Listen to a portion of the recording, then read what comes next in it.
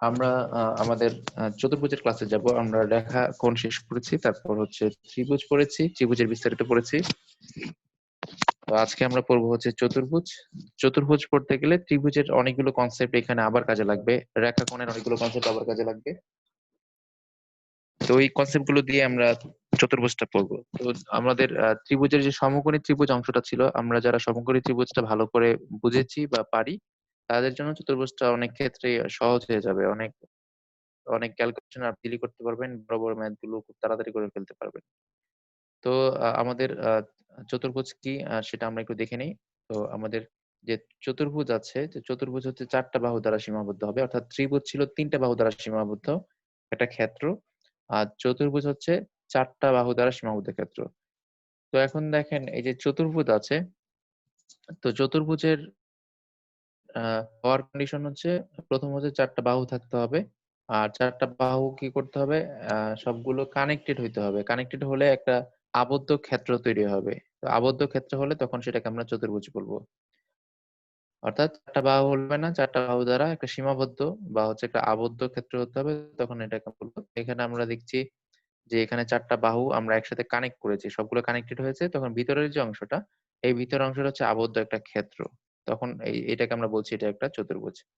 তো এই চতুর্ভুজের ক্ষেত্রে আরকি, চতুর্ভুজের ক্ষেত্রে কর্ণ হচ্ছে চতুর্ভুজের ২ টা থাকে। চতুর্ভুজের কর্ণ হচ্ছে ২ টা, বাহু হচ্ছে ৪ টা, আর হচ্ছে শীর্ষকোণ থাকে ৪ টা। এই যে ৪ টা কোণাতে ৪ টা শীর্ষকোণ আছে। ৪ টা কোণাতে ৪ টা শীর্ষকোণ আছে। তাহলে চতুর্ভুজের বাহু ৪ টা, কর্ণ হচ্ছে ২ টা, আর শীর্ষকোণ হচ্ছে ৪ টা। অর্থাৎ ৪ টা শীর্ষবিন্দুতে ৪ টা শীর্ষকোণ আছে। তো এই চতুর্ভুজ হওয়ার জন্য একটা শর্ত আছে, সেটা হচ্ছে আমরা যেমন ত্রিভুজ পড়েছি যে যেকোনো ২ বাহুর যোগফল তৃতীয় বাহু অপেক্ষা বৃহত্তর। ২ বাহুর যোগফল তৃতীয় বাহু অপেক্ষা বৃহত্তর, অথবা ২ বাহুর বিয়োগফল তৃতীয় বাহু অপেক্ষা ক্ষুদ্রতর। অর্থাৎ যে ক্ষেত্রে ছিল ৩ টা বাহু, তাই ৩ টার মধ্যে ২ টা নিয়ে আমরা কাউন্ট করেছিলাম। আর এখানে হচ্ছে ৪ টা বাহু, তার থেকে ৩ টা নিব। তো চতুর্ভুজ হওয়ার জন্য যে শর্তটা, সেটা হচ্ছে একটা চতুর্ভুজের যে ৪ টা বাহু আছে তার মধ্যে ৩ টা বাহুর যোগফল হবে অন্য বাহুটার থেকে বৃহত্তর। ৩ টা বাহুর যোগফল হবে অন্য বাহু থেকে বৃহত্তর। তো যদি আমরা কয়েকটা বাহু নেই, ধরেন আমরা যদি কয়েকটা বাহু নেই, বাহু নিয়ে যদি দেখি, সেক্ষেত্রে আমরা বলতে পারি এটা চতুর্ভুজ হবে কিনা। তাহলে আমি বললাম যে ২, ৩, ৪, ৫ এরকম আমরা কতগুলো বাহু নিলাম। তো এখন দেখতে হবে ৩ টা বাহুর যোগফল। তাহলে এখানে ৪, ৩, ৭, ৭ আর ২ হচ্ছে ৯, ৯ হচ্ছে ৫ থেকে বড়। তার মানে ১ম টা ঠিক আছে। এরপর আমরা দেখলাম এই বাহুগুলো ৫, ৪, ৯ আর ৩ ১২, ১২ হচ্ছে থেকে বড়।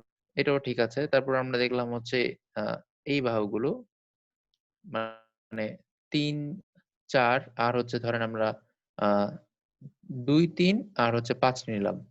তাহলে ২, ৩ আর ৫ যোগ করলে হয় ৫, ৩, ৮, ২, ১০, ১০ ৪ থেকে বড়।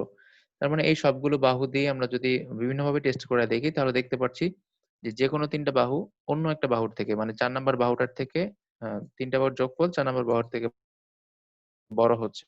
তো এইরকম আমরা বলতে পারি যে এই বাহুগুলো দ্বারা গঠন সম্ভব। এরপরে যেটা করতে হবে আমাদের, চতুর্ভুজের কিছু বৈশিষ্ট্য আছে। এর পাশাপাশি এই বৈশিষ্ট্যগুলো আমরা পড়ব।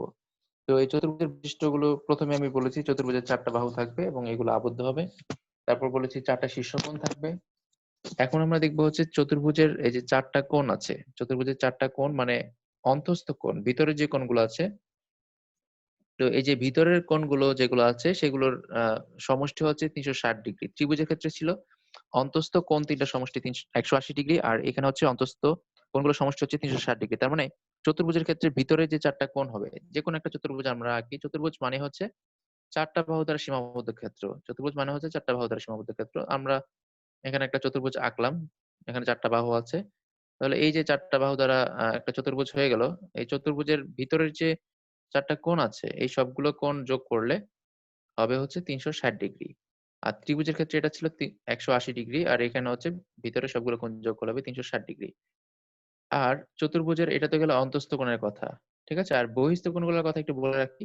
এটা হয়তো পরে আবার আসতে পারে। বহিঃস্থ কোণগুলো যদি আমরা যোগ করি, বাইরের যে কোণগুলো আছে, বাইরের যে কোণগুলো আছে এগুলোকে আমরা বলি বহিঃস্থ কোণ। এই বাইরের কোণগুলোকে যদি আমরা একসাথে করে যোগ করি, তাহলে এটার সমষ্টি হবে ৩৬০ ডিগ্রি। তার মানে অন্তঃস্থ কোণগুলোর সমষ্টি ৩৬০, বহিস্থ কোণগুলোর সমষ্টিও ৩৬০ ডিগ্রি। আমি আপনাদের ত্রিভুজে বলেছিলাম যে যেকোনো ভুজ সেটা চতুর্ভুজ হোক, পঞ্চভুজ হোক, ষড়ভুজ হোক, যেকোনো ভুজের ক্ষেত্রে বাইরের যে কোণগুলো আছে মানে বহিস্থ কোণগুলো আছে এগুলোর সমষ্টি হবে ৩৬০ ডিগ্রি অলওয়েজ এটা ঠিক থাকবে। তাহলে ত্রিভুজের অন্তঃস্থ কোণগুলোর সমষ্টি মানে ভিতরের কোণগুলোর সমষ্টি হচ্ছে ১৮০, চতুর্ভুজের ভিতরের কোণগুলোর সমষ্টি হচ্ছে ৩৬০ ডিগ্রি। চতুর্ভুজের ক্ষেত্রে ভিতরের কোণ এবং বাইরের কোণ, ভিতরের কোণগুলোর ক্ষেত্রেও ভিতরের কোণগুলোর সমষ্টি ৩৬০ এবং বাইরের কোণগুলোর সমষ্টি হচ্ছে ৩৬০ ডিগ্রি।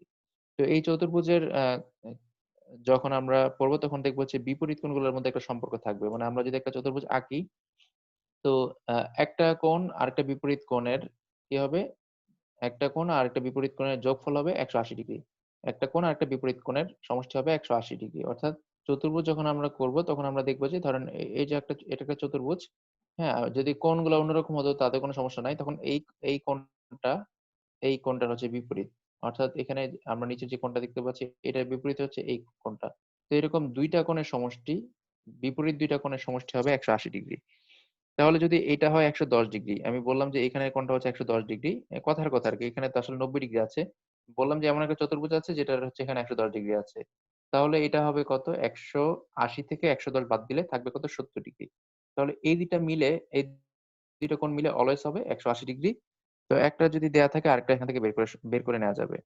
একটা দেয়া থাকলে আরেকটা এখান থেকে ইজিলি বের করে নেয়া যাবে। তার মানে আমরা বলতে পারি চতুর্ভুজের ক্ষেত্রে চতুর্ভুজের ক্ষেত্রে বিপরীত কোণগুলোর সমষ্টি হচ্ছে ১৮০ ডিগ্রি। তো আমরা চতুর্ভুজ নিয়ে আরো অনেক কিছু আসবে সামনে। কারণ আমরা এখনো স্পেসিফিক কোন চতুর্ভুজের নাম বলি নাই। মানে আমরা বলি নাই যে আয়তক্ষেত্র, বর্গক্ষেত্র, রম্বস এখনো কিছু বলি নাই। জাস্ট সিম্পলি আমরা বলছি যেকোনো ধরনের চতুর্ভুজের ক্ষেত্রে বিপরীত কোণগুলোর সমষ্টি হবে ১৮০ ডিগ্রি। আচ্ছা আরেকটা বৈশিষ্ট্য হচ্ছে যে কর্ণদ্বয় থাকবে। কর্ণদ্বয়ের সমষ্টি হবে পরিসীমা থেকে ছোট। তাহলে চতুর্ভুজের কর্ণ কিভাবে বের করতে হয় সেটা আমরা দেখব পরে। তো ২ টা কর্ণের যোগফল হবে পরিসীমা থেকে ছোট। তো পরিসীমা মানে হচ্ছে বাইরের যে ৪ টা বাহু আছে। পরিসীমা হচ্ছে বাইরের যে ৪ টা বাহু আছে, সেই বাহুগুলোর যোগফল হচ্ছে পরিসীমা। আমরা ধরেন এখানে একটা চতুর্ভুজ আঁকলাম। তো আ এখানে একটা বাহু আছে। ১ টা, ২ টা, ৩ টা, ৪ টা। এই ৪ টা বাহু যদি আমরা যোগ করি, এই ৪ টা বাহু যদি আমরা যোগ করি, তাহলে আমরা পাবো হচ্ছে পরিসীমা। তো পরিসীমা সবসময় কি হবে? পরিসীমা হবে কর্ণদের সমষ্টি থেকে ছোট। সরি উল্টা বলছি। কর্ণদের সমষ্টি হবে পরিসীমা অপেক্ষা ছোট। অর্থাৎ আমরা যদি এখানে কর্ণ নেই, মানে কর্ণ নেই, তাহলে এখানে আমরা ২ টা কর্ণ পাবো। তো ২ টা কর্ণের যে যোগফলটা হবে, ২ টা কর্ণের যে যোগফল হবে সেটা অবশ্যই কি হবে? সেটা অবশ্যই ছোট হবে তার থেকে পরিসীমা থেকে ছোট হবে। ওকে আমরা হচ্ছে পরে সামনে আসছে আমাদের। আমরা দেখব কিভাবে কর্ণ বের করতে হয়, কিভাবে পরিসীমা বের করতে হয়। তাহলে আমরা কি জানলাম? সেটা হচ্ছে কর্ণদের যোগফল হবে পরিসীমার সময় ছোট। ওকে এরপরের যে বৈশিষ্ট্য আছে চতুর্ভুজের ক্ষেত্রে চতুর্ভুজের ক্ষেত্রে যেকোনো চতুর্ভুজ এটা পরিসীমা বের করা মানে হচ্ছে 2 ইনটু দৈর্ঘ্য প্লাস প্রস্থ। 2 ইনটু কেন? এখানে দৈর্ঘ্য হচ্ছে ২ টা, প্রস্থ হচ্ছে ২ টা। তার মানে এই পাশে এই যে একটা দৈর্ঘ্য আছে, এখানে একটা দৈর্ঘ্য আছে। এই যে একটা প্রস্থ আছে, এখানে একটা প্রস্থ আছে। তার মানে ২ টা দৈর্ঘ্য আর ২ টা প্রস্থ যদি আমরা যোগ করি, তাহলে সেটা কি হবে? সেটা হয়ে যাবে পরিসীমা সূত্র। কি বললাম তাহলে? চতুর্ভুজের ক্ষেত্রে পরিসীমা হচ্ছে 2 ইনটু দৈর্ঘ্য প্লাস প্রস্থ অথবা আমরা বলতে পারি পরিসীমা হচ্ছে ৪ ভর যোগফল। এটা মনে রাখাই বেটার। পরিসীমা সূত্র হচ্ছে ৪ বাহুর যোগফল। তাহলে বাহু দেয়া থাকলে ডিরেক্ট আমরা ৪ টা বাহু যদি যোগ করে দেই তখন সেটা হয়ে যাবে চতুর্ভুজের পরিসীমা। ওকে, এখন আমরা স্পেসিফিক একটা চতুর্ভুজে চলে যাবো। এতক্ষণ আমরা জাস্ট ওভারঅল চতুর্ভুজ নিয়ে কথা বললাম। এখন আমরা চলে যাবো স্পেসিফিক একটা চতুর্ভুজে। তো আমরা যদি হচ্ছে স্পেসিফিক কোন একটা চতুর্ভুজ নিয়ে কথা বলি, সেক্ষেত্রে আমরা বলব যে চতুর্ভুজ আছে এখানে ৫ ধরনের চতুর্ভুজ হয়। এর মধ্যে একটা আয়তক্ষেত্র, বর্গক্ষেত্র, সামান্তরিক, রম্বস আর হচ্ছে ট্রাপিজিয়াম। তাহলে চতুর্ভুজ হয় মূলত এই ৫ ধরনের। আমরা আ সামনে হচ্ছে এই ৫ ধরনের চতুর্ভুজ নিয়ে কথা বলব। আজকে আমরা চেষ্টা করব আয়তক্ষেত্র, বর্গক্ষেত্র সবটা ভালোভাবে শেষ করতে। ঠিক আছে? এটা আমাদের আজকে টার্গেট থাকবে। তো আমরা আয়তক্ষেত্রে কি পড়বো? আমরা আয়তক্ষেত্র, বর্গক্ষেত্র এগুলোতে আ এগুলোর সূত্রগুলো পড়বো। সাথে এগুলো নিয়ে কিছু ম্যাথ করব। পাশাপাশি কিছু বৈশিষ্ট্য পড়বো। তো আমরা হচ্ছে এই আয়তক্ষেত্র, সামান্তরিক, বর্গক্ষেত্র, রম্বস এগুলোর কোনটা কখন ইম্পোর্টেন্ট হবে বা কোনগুলো পরীক্ষার জন্য ইম্পোর্টেন্ট সেগুলো ক্লাসে আসবে। তো আয়তক্ষেত্রটা অনেক বেশি ইম্পোর্টেন্ট। এখানে আ বর্গক্ষেত্র সবচেয়ে বেশি ইম্পোর্টেন্ট। তারপরে হচ্ছে আয়তক্ষেত্র, তারপর হচ্ছে রম্বস। সবচেয়ে বেশি হচ্ছে বর্গক্ষেত্র, তারপর হচ্ছে আয়তক্ষেত্র, তারপর হচ্ছে রম্বস। তো আমরা আয়তক্ষেত্র শুরু করছি। তো আয়তক্ষেত্র নিয়ে কথা বলতে গেলে ১ম এ আমরা বলব যে আয়তক্ষেত্রের আগের মতো যেহেতু এটা চতুর্ভুজ, বাহু হচ্ছে ৪ টা। ঠিক আছে? ৪ টা শীর্ষকোণ আছে, ২ টা করে কর্ণ আছে। এখন আমরা এখানে যে জিনিসটা দেখবো, ইম্পর্টেন্ট বিষয় হচ্ছে দেখতে হবে যে আয়তক্ষেত্রের এই একটা কোণের সাথে আরেকটা কোণের সম্পর্ক কি? ঠিক আছে? কোণগুলোর মধ্যে সম্পর্ক কি? বাহুগুলোর মধ্যে সম্পর্ক কি? এই জিনিসটা ভালো করে বুঝলে আমাদের ম্যাথের জন্য আর সমস্যা হবে না। ম্যাথ যতই খুঁটিনাটি বা ঘুরিয়ে দিক, যদি আমরা কোণ, বাহু এগুলোর মধ্যে সম্পর্কটা বের করতে পারি বা সম্পর্ক বুঝে পড়তে পারি, হচ্ছে আমাদের ম্যাথের জন্য সমস্যা হবে না। তাহলে দেখেন আমি যেটা বলছি সেটা হচ্ছে এই আয়তক্ষেত্রের ক্ষেত্রে যে এখানে যে বৈশিষ্ট্যগুলো আছে, তো আয়তক্ষেত্রের যে বৈশিষ্ট্যগুলো আছে তার মধ্যে উল্লেখযোগ্য বৈশিষ্ট্য হচ্ছে এখানে বিপরীত বাহুগুলো পরস্পরের সমান আর সমান্তরাল। বিপরীত বাহুগুলো পরস্পরের সমান ও সমান্তরাল। বিপরীত বাহু বলতে আমরা বলছি যদি যেকোনো একটা বাহু আমি ধরি। আমি যদি বলছি, যদি আমি বলি সিডি একটা বাহু, তাহলে সিডি বাহুটা হবে এবি বাহুর বিপরীত। অর্থাৎ এই উপরের বাহুটা নিচের বাহুটার বিপরীত। আবার এই এডি বাহুটা সিবি বাহুটার বিপরীত। তাহলে আমরা কি বললাম? বিপরীত বাহুগুলো একটা সমান হবে। অর্থাৎ এটা যদি ৪ সেন্টিমিটার হয়, নিচেরটাও ৪ সেন্টিমিটার। এটা যদি ২ সেন্টিমিটার হয়, তাহলে এটাও ২ সেন্টিমিটার। আর সমান্তরাল বলতে হচ্ছে এই বাহু থেকে, অর্থাৎ ডিএ বাহু থেকে সিবি বাহুর ডিসটেন্স, সবসময় ডিসটেন্সটা একই রকম থাকবে। তাহলে এই ২ টা বাহুর ডিসটেন্স সবসময় সমান থাকবে। আর তারা হবে পরস্পর সমান্তরাল। এখানে এটাই বলা হয়েছে যে যদি আমরা নিচে এবি বাহুর কথা বলি, তাহলে এবি বাহুটা হবে সিডি বাহুর সমান্তরাল আর সমান। আর যদি আমরা বিসি বাহুর কথা ধরি, তাহলে বিসি বাহু হবে এই যে ডিএ বাহুর বা এডি বাহুর সমান ও সমান্তরাল। আর এখানে আয়তক্ষেত্রের ক্ষেত্রে প্রত্যেকটা কোণ হচ্ছে সমকোণ। আয়তক্ষেত্রের ক্ষেত্রে কি হবে? প্রত্যেকটা কোণ হবে সমকোণ। অর্থাৎ এখানে প্রত্যেকটা কোণ হচ্ছে ৯০ ডিগ্রি। তার মানে প্রত্যেকটা কোণ হচ্ছে ৯০ ডিগ্রি। তাহলে যদি এটা ৯০ ডিগ্রি হয়, তাহলে বহিস্থ কোণটাও কি হবে? অবশ্যই ৯০ ডিগ্রি হবে। কারণ সবটা মিলে হচ্ছে ১৮০। ১৮০ থেকে যদি আমরা ৯০ বাদ দেই, তাহলে বাইরে থাকবে হচ্ছে ৯০ ডিগ্রি। তার মানে এখানে অন্তঃস্থ কোণগুলো ৯০ ডিগ্রি এবং বহিস্থ কোণগুলো হবে সবসময় ৯০ ডিগ্রি। এরপরে আমরা আরো বৈশিষ্ট্য দেখব, সেটা হচ্ছে কি কর্ণদ্বয়ের মধ্যে কি সম্পর্ক আছে। অর্থাৎ এখানে ২ টা কর্ণ যদি নিয়ে আমরা যদি কথা বলি, আমরা দেখতে পাচ্ছি একটা কর্ণ আরেকটা কর্ণকে কি করে? একটা বিন্দুতে ছেদ করে। এই যে কালো ডটটা আছে, আমরা দেখতে পাচ্ছি যে একটা কর্ণ আরেকটা কর্ণকে কি করে? সমদ্বিখণ্ডিত করে। অর্থাৎ এই আয়তক্ষেত্রে যে কর্ণ আছে, একটা কর্ণ আরেকটা কর্ণকে কি করবে? সমান ২ ভাগে ভাগ করবে। অর্থাৎ আমি যদি বলি যে এখানে এসি যে কর্ণটা আছে, আমি যদি বলি এসি যে কর্ণটা আছে, তো আমি যদি বলি এসি কর্ণের আ এইটার মাপ হচ্ছে, ধরেন আমি বললাম ৬ সেন্টিমিটার। এসি কোণের মাপ আমি বললাম ৬ সেন্টিমিটার। তাহলে এই অর্ধেকে এটা হয়ে যাবে ৩ সেন্টিমিটার, এটুক হয়ে যাবে ৩ সেন্টিমিটার। আবার এটাও যদি ৬ সেন্টিমিটার হয়, তাহলে এটা হয়ে যাবে অর্ধেক হবে ৩ সেন্টিমিটার, এই অর্ধেক হবে ৩ সেন্টিমিটার। তাহলে আমরা বলতে পারি যে অ্যা কর্ণ ২ টা পরস্পরের সমান। একটা যদি কর্ণ ৬ সেন্টিমিটার হয়, আরেকটাও ৬ সেন্টিমিটার হবে। ম্যাথ করার সময় কনসেপ্টটা কাজে লাগতে পারে। আর কর্ণদ্বয় কি করে? পরস্পরকে সমদ্বিখণ্ডিত করে। অর্থাৎ সমান ২ ভাগে ভাগ করে ফেলবে। আরেকটা বিষয় হচ্ছে, একটা কর্ণের কথা যদি আমরা ধরি, তো যেকোনো একটা কর্ণ যদি আমরা ধরি, তাহলে এই কর্ণটা, একটা কর্ণ আমরা ধরলাম, ধরেন এই কর্ণটা আয়তক্ষেত্রটাকে সমান ২ টা ক্ষেত্রফলে ভাগ করবে।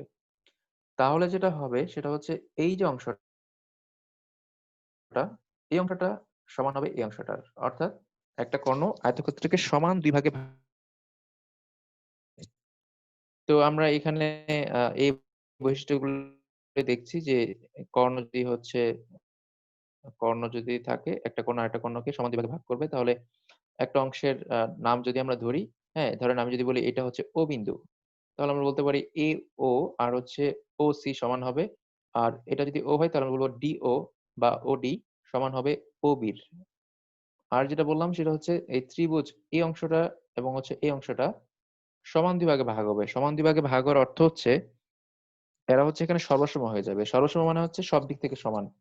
অর্থাৎ এই বাহুটা, মানে এই যে ত্রিভুজটা ধরছি আমরা, এই ত্রিভুজের এই বাহুটা এই বাহুর সমান।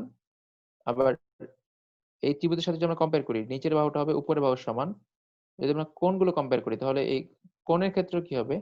কোণের ক্ষেত্রেও, বাহুর ক্ষেত্রেও, ক্ষেত্রফলের দিক থেকেও সব দিক থেকেই সমান হবে। এজন্য আমরা বলছি হচ্ছে আ এখানে একটা কর্ণ আরেকটা কর্ণকে, মানে একটা কর্ণ যখন চতুর্ভুজকে ভাগ করবে, মানে আয়তক্ষেত্রকে ভাগ করবে, আয়তক্ষেত্রকে ভাগ করলে সেটা হচ্ছে সমান ২ টা ক্ষেত্রফল বিশিষ্ট ত্রিভুজ তৈরি হবে এবং ত্রিভুজ ২ টা হবে পরস্পরের সর্বসম। অর্থাৎ সব দিক থেকে সমান হবে।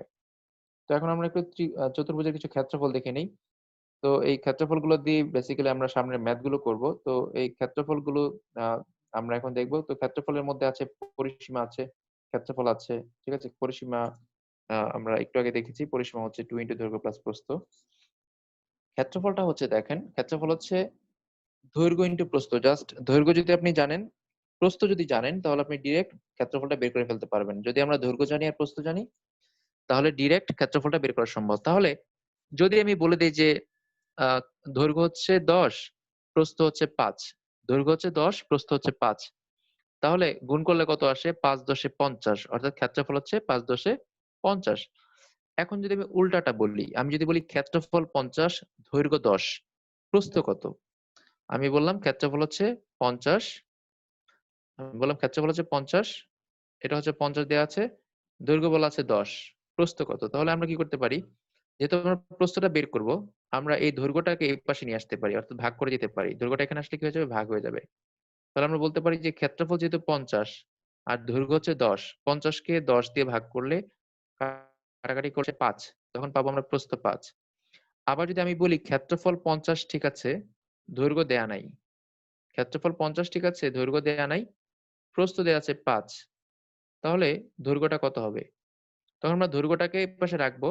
দৈর্ঘ্যটাকে এখানে রাখবো। প্রস্থটাকে কি করব? প্রস্থটাকে এই পাশে পাঠায় দিব। প্রস্থ পাঠালে আবার একই রকম ভাবে কি হয়ে যাবে? প্রস্থটা ভাগ হয়ে যাবে।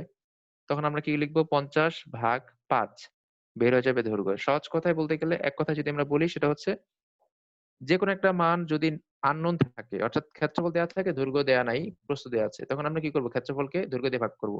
প্রস্থ বের হয়ে যাবে। বা যদি অন্যটা হয় যে প্রস্থ দেয়া আছে, দৈর্ঘ্য দেয়া নাই, তাহলে আমরা ক্ষেত্রফলকে প্রস্থ দিয়ে ভাগ করব। দৈর্ঘ্যটা আমরা পেয়ে যাব। তার মানে ক্ষেত্রফলকে যদি আমরা দৈর্ঘ্য বা প্রস্থ দিয়ে ভাগ করি সেক্ষেত্রে দৈর্ঘ্য দিয়ে ভাগ করলে প্রস্থ পাবো, প্রস্থ দিয়ে ভাগ করলে দৈর্ঘ্য পাবো। এইটা হচ্ছে আমাদের ম্যাথ ইজি করার জন্য বা তাড়াতাড়ি করার জন্য কাজে লাগবে। এরপর আমরা ২ টা জিনিস দেখব। একটা হচ্ছে পরিসীমা আর হচ্ছে কর্ণ। তো পরিসীমাটা আমরা দেখেছি যে এখানে দৈর্ঘ্য আছে ২ টা, প্রস্থ আছে ২ টা। তাহলে ২ টা দৈর্ঘ্য আর ২ টা প্রস্থ যোগ করলেই পাওয়া যাবে পরিসীমা। অর্থাৎ আমরা বলতে পারি ২ টা দৈর্ঘ্য আর ২ টা প্রস্থ। যদি আমরা ২ কমন নেই তাহলে সূত্রটা দাঁড়াচ্ছে 2 দৈর্ঘ্য প্লাস প্রস্থ। পরিসীমা পেয়ে গেলাম 2 দৈর্ঘ্য প্লাস প্রস্থ। আর কর্ণের দৈর্ঘ্য হবে √a² + b²। কর্ণের দৈর্ঘ্য হবে √a² + b²। আমরা যদি দেখতে চাই যে কর্ণের দৈর্ঘ্যটা কিভাবে আসে, তাহলে আমরা চাইলে দেখতে পারি।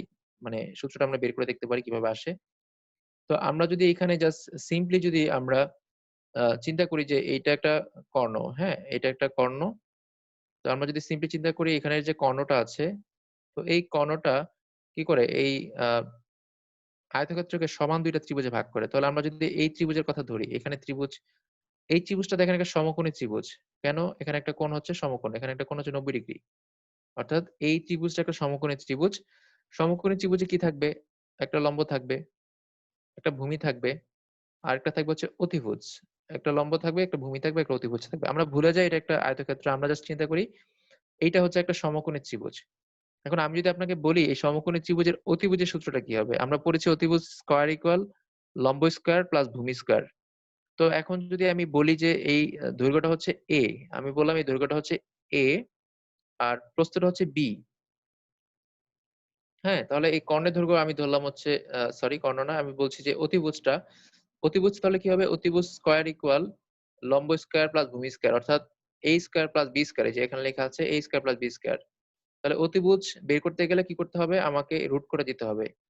তার মানে পেয়ে গেলাম অতিভুজ সমান √a square plus b square. আমরা সমকোণী ত্রিভুজ এটা পড়েছি।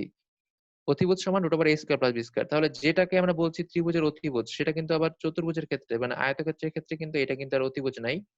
এটা তখন হয়ে যাচ্ছে কর্ণ। যেটাই আমাদের ত্রিভুজের অতিভুজ সেটাই হচ্ছে আয়তক্ষেত্রের কর্ণ। তাহলে আমরা অতিভুজ থেকে আয়তক্ষেত্রের কর্ণটা বের করে নিলাম। তাহলে কর্ণ বের করার সূত্র কি? √a² + b²। তাহলে সবাই বুঝতে পেরেছেন কর্ণটা কিভাবে আসে। √a² + b² করলেই পাওয়া যাবে কর্ণ। তো এই সূত্রগুলো জানলেই আমাদের আয়তক্ষেত্রের যে বেসিক ম্যাথ গুলো আসছে সেগুলো আমরা ইজিলি অ্যান্সার করতে পারবো।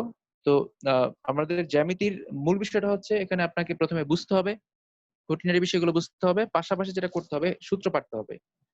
তো সূত্র না পারলে কি করতে হবে? পরীক্ষার সময় হা করে বসে থাকতে হবে। কারণ সূত্র মনে না থাকলে আপনি মান বসাবেন কোথায় আর অ্যান্সার বের করবেন কিভাবে?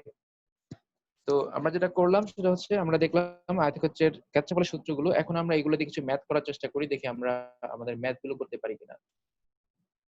তো এখন দেখেন আয়তক্ষেত্রে যে বেসিক যে ম্যাথ গুলো আসে পরীক্ষায় সেগুলো কিরকম, সেগুলো হচ্ছে এখানে কিছু কন্ডিশন দেওয়া থাকবে, অর্থাৎ ডিরেক্ট বলা থাকবে না যে দৈর্ঘ্য হচ্ছে 10, প্রস্থ হচ্ছে 5, ক্ষেত্রফল কত, এভাবে কিন্তু বলা থাকবে না।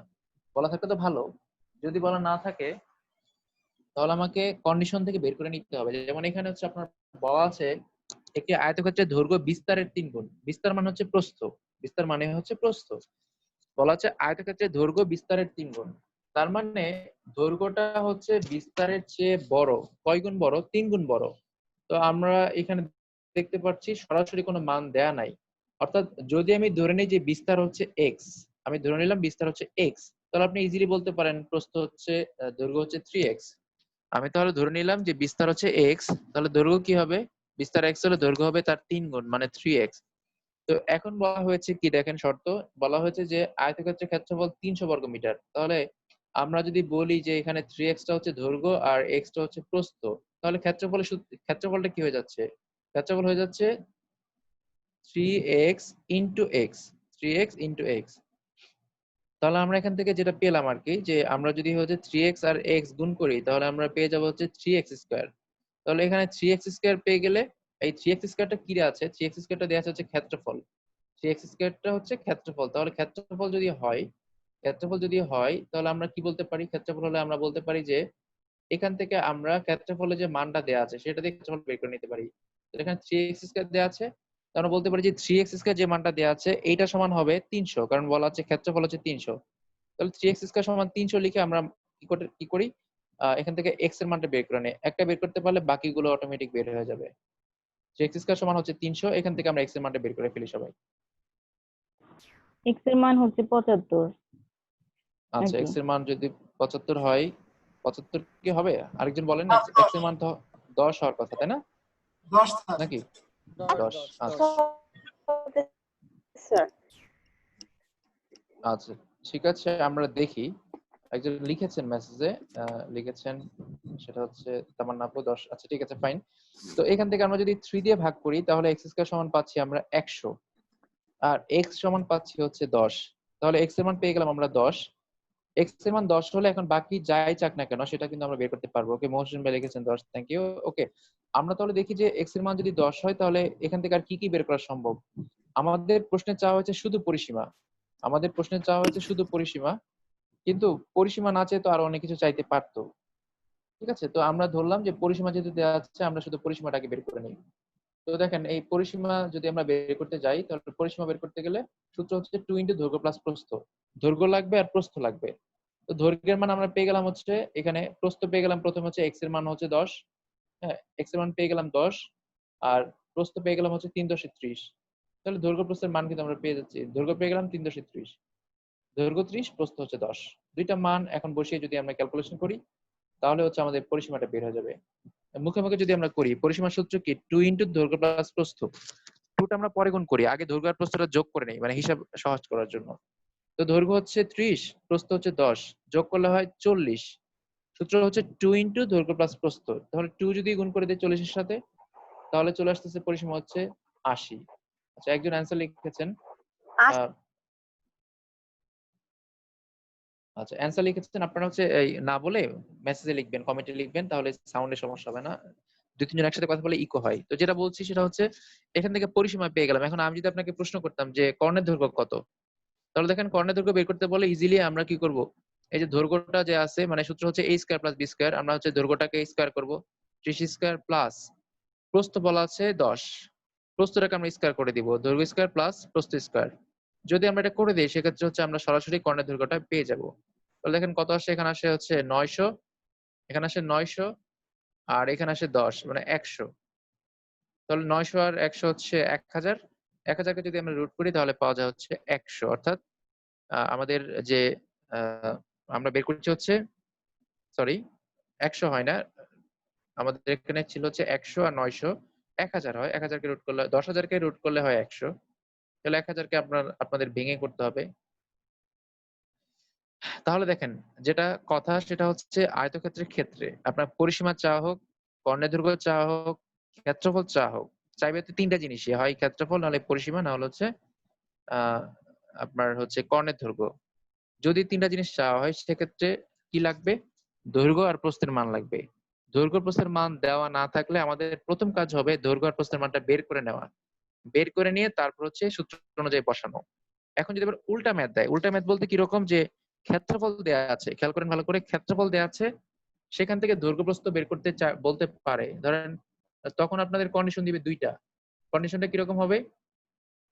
কন্ডিশন হবে এরকম যে ক্ষেত্রফল দেয়া আছে আর দেয়া আছে কর্ণের দৈর্ঘ্য। ক্ষেত্রফল দেয়া আছে আর দেয়া আছে কর্ণের দৈর্ঘ্য।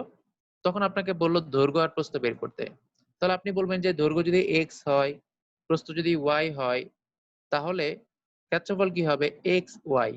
তাহলে আমি লিখতে পারি xy সমান ক্ষেত্রফলে যে মানটা দেওয়া আছে সেটা। এরপর যদি আমি বলি কর্ণের দৈর্ঘ্য কি? √x² + y², কারণ সূত্র হচ্ছে দৈর্ঘ্য স্কয়ার প্লাস প্রস্থ স্কয়ার। দৈর্ঘ্য হচ্ছে আমার x, প্রস্থ হচ্ছে y। তাহলে আমি লিখতে পারি √x² + y²। এখন কর্ণের দৈর্ঘ্য যেটা দেওয়া থাকবে সেটা সমান আমরা লিখবো √x² + y² সমান কর্ণের দৈর্ঘ্য এত। এখন আমরা পেয়ে গেলাম দুইটা সমীকরণ। দুইটা সমীকরণ আমরা যদি সমাধান করতে পারি তাহলে আমরা x আর y এর মান পেয়ে যাব। তো মূলত ম্যাথ গুলো আসে হচ্ছে এরকম, ক্ষেত্রফল বের করতে বলে বা কর্ণ বা হচ্ছে পরিসীমা। এখন আমরা আরেকটা ম্যাথ করি, তো দেখি আমরা এটা পারি কিনা। এটা আপনারা করে ফেলেন, তাড়াতাড়ি করবেন, খুব সহজ ম্যাথ, একটু মুখে মুখে করবেন। যেমন এখানে বলা আছে 600 সেন্টিমিটার দীর্ঘ একটি দীর্ঘ এবং এবং হচ্ছে 300 সেন্টিমিটার প্রস্থ বিশিষ্ট একটা বেড়া আছে। তো আয়তাকার জমি যে বেড়া আছে, তো এই বেড়া দিয়ে ঘিরতে কত মিটার বেড়া লাগবে? তো খেয়াল করতে হবে যে এখানে কি চাওয়া হয়েছে। তো যদি আমরা একেবারে সিম্পলি চিন্তা করি যে এটা হচ্ছে একটা আয়তক্ষেত্র, এটা হচ্ছে একটা আয়তাকার জমি। যদি আমরা বেড়া দিতে চাই তাহলে অবশ্যই বেড়াটা দিতে হবে কোন দিক দিয়ে? বেড়াটা দিতে হবে এই যে চারপাশে একেবারে এই যে দেয়াল ঘেঁষে এই বরাবর একেবারে এটার উপরে বেড়া দিতে হবে কিন্তু, ঠিক আছে? এটার উপরে বেড়া দিতে হবে। তাহলে বেড়ার যে দৈর্ঘ্য এটা হচ্ছে অ্যাকচুয়ালি আয়তক্ষেত্রের পরিসীমা। এই পরিসীমাটাকে একটু ঘুরিয়ে ফিরে অন্য ভাষায় বলেছে যে বেড়া দিতে কতটুকু বেড়া লাগবে। তাহলে যদি আমরা সবটাকে ঘিরে দেই সেক্ষেত্রে বেড়া লাগবে হচ্ছে কতটুকু? এটার পরিসীমার সমান। তাহলে পরিসীমাটা বের করলে আমরা হচ্ছে বেড়াটা পেয়ে যাবো। দুইজন আছে দিয়েছেন, ফাইন। তাহলে দেখেন আমাদের পরিসীমার সূত্রটা জানতে হবে। পরিসীমার সূত্র হচ্ছে 2 ইনটু দৈর্ঘ্য প্লাস প্রস্থ। তাহলে আমি বলেছি সিম্পলি আমরা দৈর্ঘ্য আর প্রস্থকে যোগ করব, করে তারপর 2 দিয়ে গুণ করব। তাহলে 600 আর 300 যোগ করলে হয় 900। তাহলে পেয়ে গেলাম দৈর্ঘ্য প্লাস প্রস্থ। তার সাথে 2 গুণ করলে হয়ে যাচ্ছে 1800। তাহলে সূত্র ছিল 2 ইনটু দৈর্ঘ্য প্লাস প্রস্থ। দৈর্ঘ্য হচ্ছে 600 আর প্রস্থ হচ্ছে 300, যোগ করে আমরা পেলাম হচ্ছে 1800। তার মানে এই আয়তাকার জমির পরিসীমা হচ্ছে 1800। আর যেটাই পরিসীমা সেটা হচ্ছে বেড়া, কারণ যতটুকু পরিসীমা বেড়া দিতে ততটুকু দৈর্ঘ্য লাগবে। তাহলে আমরা কি পেয়ে গেলাম এখান থেকে? যে আমাদের আয়তাকার যে জমি আছে সেটার বেড়া হচ্ছে 1800 সেন্টিমিটার, দৈর্ঘ্য হচ্ছে 600, প্রস্থ হচ্ছে 300, বেড়া হচ্ছে 1800 সেন্টিমিটার। যদি আপনার অপশনে সেন্টিমিটার না থাকে, যদি মিটার থাকে, তাহলে আমরা জানি 100 সেন্টিমিটারকে আমরা লিখতে পারি হচ্ছে, কি লিখতে পারি? 1 মিটার সমান হচ্ছে 100 সেন্টিমিটার। 1 মিটার সমান হচ্ছে 100 সেন্টিমিটার। যদি বলে 1800 সেন্টিমিটার এর মিটারে কনভার্ট করলে কত হবে? 1800 সেন্টিমিটারকে আমরা হচ্ছে 100 দিয়ে ভাগ করব, তখন হয়ে যাবে 18 মিটার। তো অপশনে কি থাকবে তার উপর ডিপেন্ড করে আমরা হচ্ছে সেন্টিমিটার থেকে হয় মিটারে যাব, না হলে সেন্টিমিটারে থেকে যাব। তাহলে এখান থেকে আমরা যেটা শিখলাম সেটা হচ্ছে বেড়া মানে হচ্ছে তার পরিসীমা। এখানে এখন যদি এটা আয়তক্ষেত্র না বলে যদি একটা ত্রিভুজের কথা বলতো, যে একটা ত্রিভুজ আকৃতির জমি আছে, এইটাকে বেড়া দিতে গেলে কতটুকু বেড়া লাগবে, তখন আমাদের জানতে হইতো ত্রিভুজের দৈর্ঘ্য কত, প্রস্থ কত, আর হচ্ছে মানে সরি দৈর্ঘ্য না, ত্রিভুজের তো দৈর্ঘ্য প্রস্থ আমরা হিসাব করি না, মানে তিনটা বাহুর কথা বলছিলাম আর কি, যে ত্রিভুজের প্রথম বাহুটা কত, দ্বিতীয় বাহুটা কত আর তৃতীয় বাহুটা কত। যদি আমরা এই তিনটা জানি সেই ক্ষেত্রে আমরা ইজিলি বের করতে পারবো যে বেড়াটা কতটুকু। তার মানে বেড়া মানে হচ্ছে পরিসীমা, ঠিক আছে? বেড়া মানে হচ্ছে পরিসীমা, এইটুকু জানা থাকলে আমাদের আর সমস্যা হবে না। ওকে, আমরা আরেকটা ম্যাথ দেখি। দেখি ওখানে কি ম্যাথ আছে। তো এইখানে দেখেন ক্ষেত্রফল চাওয়া হয়েছে, বলা হয়েছে একটি আয়তক্ষেত্রের কর্ণের দৈর্ঘ্য হচ্ছে 15, প্রস্থ হচ্ছে 10, আয়তক্ষেত্রের ক্ষেত্রফল কত? তো এই ম্যাথটা হচ্ছে একটু ক্যালকুলেশনটা জটিল, আমরা দেখি কেমন হয় ক্যালকুলেশন। বলা আছে আয়তক্ষেত্রের কর্ণের দৈর্ঘ্য 15, আমাদের 40 মিনিট শেষ হয়ে যাবে 2 মিনিট পরে। আপনাদের হচ্ছে আমি ইকুয়েশন গুলো তৈরি করে দিচ্ছি, আপনারা তারপর ক্যালকুলেশন করে আমাকে জানাবেন। এটা হচ্ছে একটা আয়তক্ষেত্র। প্রশ্নে বলা আছে একটা আয়তক্ষেত্রের কর্ণের দৈর্ঘ্য দেওয়া আছে হচ্ছে 15 মিটার। তো আমি হচ্ছে যেহেতু একটা কর্ণ ধরলেই হবে কারণ দুইটা কর্ণ সমান, এখানে একটা কর্ণ বলা আছে 15 মিটার আর প্রস্থ দেওয়া আছে হচ্ছে 10। তো ধরেন এখানে প্রস্থটা দেওয়া আছে হচ্ছে 10 আর কর্ণ দেওয়া আছে সরি কর্ণের দৈর্ঘ্য, হ্যাঁ কর্ণের দৈর্ঘ্য দেওয়া আছে হচ্ছে 15। বের করতে বলেছে ক্ষেত্রফল কত। তো ক্ষেত্রফল মানে কি দৈর্ঘ্য ইনটু প্রস্থ, তার মানে দৈর্ঘ্য আর প্রস্থটা জানতে হবে, দৈর্ঘ্য আর প্রস্থটা জানতে হবে। তো এখন আমি যেটা করব সেটা হচ্ছে আমরা এখান থেকে যে ইকুয়েশনটা আছে সেটা বানাবো। বলা আছে কর্ণের দৈর্ঘ্য 15, তাহলে কর্ণের দৈর্ঘ্য সূত্র কি? Root over a square plus b square, root over a square plus b square. এটা হচ্ছে কর্ণের দৈর্ঘ্য। তাহলে এখানে a হচ্ছে দৈর্ঘ্য, b হচ্ছে প্রস্থ। কিন্তু দুঃখের বিষয় এখানে দৈর্ঘ্যটা দেয়া নাই, দৈর্ঘ্যটা দেওয়া নাই। দেয়া না থাকলে সমস্যা নাই, a থাকলে আমরা এই রাখবো এখানে। তাহলে কর্ণের দৈর্ঘ্য দেওয়া আছে কত? এখানে কর্ণের দৈর্ঘ্য দেওয়া আছে হচ্ছে 15। তাহলে আমরা এই সমীকরণ থেকে কর্ণের দৈর্ঘ্যটা পেয়ে গেলাম, কর্ণের দৈর্ঘ্য পেয়ে গেলাম 15। তো এখান থেকে যদি আমরা দৈর্ঘ্যটা বের করে নিতে পারি তাহলে কিন্তু আমাদের কাজ ওকে হয়ে যাচ্ছে। তো দেখেন আমাদের প্রশ্নে বলা আছে যে কর্ণের দৈর্ঘ্য হচ্ছে 15, তাহলে আমরা আগে কর্ণ বের করলাম, কর্ণ লিখলাম 15। তো এইখানে দেখেন, এইখানে আমাদের দৈর্ঘ্য দেওয়া নাই তো কি হয়েছে, কিন্তু প্রস্থ তো দেওয়া আছে। আমরা এখান থেকে প্রস্থটা বের করে নিতে পারি। প্রস্থ বলা আছে 10, তাহলে বি এর মান হচ্ছে 10। যদি আমরা এখানে 10 বসাই তাহলে 10 স্কয়ার হবে 100। এখান থেকে এই ইকুয়েশন থেকে আপনারা হচ্ছে a এর মানটা বের করে ফেলেন সবাই। দুই পাশে স্কয়ার করে দেন, দুই পাশে স্কয়ার করে দিলে কি হবে? দুই পাশে স্কয়ার করে দিলে এই 15টা স্কয়ার করলে হয়ে যাবে 225। তাহলে আমাদের ক্যালকুলেশনটা ইজি হয়ে যাবে। আমরা দুই পাশে স্কয়ার করে দিলাম, এটা হয়ে যাবে 225। আর এখানে স্কয়ার করে দিলে রুটটা আর থাকবে না, রুটটা উঠে যাবে, রুটটা উঠে যাবে। তখন আমরা পেয়ে গেলাম a স্কয়ার সমান 100 সমান a স্কয়ার প্লাস 100 সমান হচ্ছে 225। এখান থেকে আপনারা এর মানটা বের করে ফেলেন, একটা দশমিক মান আসার কথা। বের করে আমাকে জানাবেন। আমরা হচ্ছে এখনই আবার জয়েন করব, জাস্ট 2-3 মিনিট পরে আমরা আবার জয়েন করবো। আপনারা এর মাঝে